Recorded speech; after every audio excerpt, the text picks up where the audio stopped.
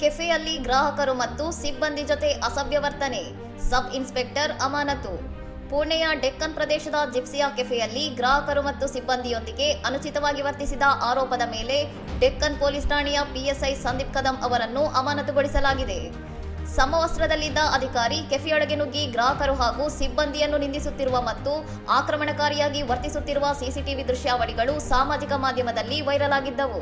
ಘಟನೆಯನ್ನು ಗಂಭೀರವಾಗಿ ಪರಿಗಣಿಸಿದ ಹೆಚ್ಚುವರಿ ಪೊಲೀಸ್ ಆಯುಕ್ತ ರಾಜೇಶ್ ಬನ್ಸೋಡೆ, ಪ್ರಾಥಮಿಕ ತನಿಖೆಯಲ್ಲಿ ಅಧಿಕಾರಿಯ ದುರ್ವರ್ತನೆ ದೃಢಪಟ್ಟಿದ್ದರಿಂದ ತಕ್ಷಣವೇ ಅವರನ್ನು ಅಮಾನತುಗೊಳಿಸಿ ಆದೇಶ ಹೊರಡಿಸಿದ್ದಾರೆ. ಈ ಕುರಿತು ಇಲಾಖಾ ತನಿಖೆಯನ್ನು ಪ್ರಾರಂಭಿಸಲಾಗಿದ್ದು, ಕರ್ತವ್ಯದ ಅವಧಿಯಲ್ಲಿ ಸೇವಾ ನಿಯಮಗಳನ್ನು ಉಲ್ಲಂಘಿಸಿದ್ದಾರೆ ಎಂಬುದರ ಕುರಿತು ಪರಿಶೀಲನೆ ನಡೆಸಲಾಗುತ್ತಿದೆ. ಸಾರ್ವಜನಿಕ ಸ್ಥಳಗಳಲ್ಲಿ ಪೊಲೀಸರಿಂದ ನಿರೀಕ್ಷಿಸುವ ಘನತೆಗೆ ಚ್ಯುತಿ ತರುವ ಯಾವುದೇ ನಡವಳಿಕೆಯನ್ನು ಸಹಿಸುವುದಿಲ್ಲ ಎಂದು ಪೊಲೀಸ್ ಇಲಾಖೆ ಸ್ಪಷ್ಟಪಡಿಸಿದೆ. ತನಿಖೆಯ ಫಲಿತಾಂಶದ ಆಧಾರದ ಮೇಲೆ ಪಿಎಸ್ಐ ಕದಂ ವಿರುದ್ಧ ಮುಂದಿನ ಶಿಸ್ತು ಕ್ರಮಗಳನ್ನು ಕೈಗೊಳ್ಳುವುದಾಗಿ ಅಧಿಕಾರಿಗಳು ತಿಳಿಸಿದ್ದಾರೆ. ಇನ್ನಷ್ಟು ಸುದ್ದಿಗಳಿಗಾಗಿ ನೋಡ್ತಾ ಇರಿ ಸೌರಂ ಟಿವಿ.